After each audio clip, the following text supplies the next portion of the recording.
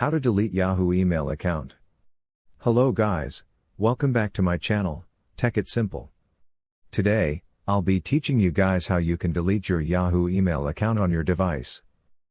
Firstly, go on any browser you have and type help. Yahoo.com.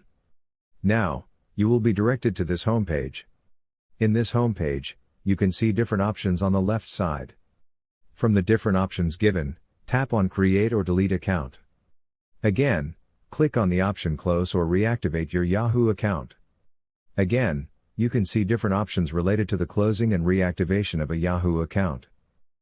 So, in order to close your Yahoo account, find this link that says Sign into the Yahoo account termination page. Again, you have to confirm the deleting process by clicking on the Continue Delete My Account option. After that, you have to enter the email address that is linked with the Yahoo account. Finally, click on Yes, Delete this account option. Then, your account will be deactivated and will be permanently deleted if you don't sign into your account within the waiting period. Just in case you changed your mind and want to recover your account, just sign into your account and your data will be restored. I hope you enjoyed this video. Don't forget to like this video and subscribe to my channel for more informative content. We'll see you in the next video. Till then, stay tuned. Bye bye.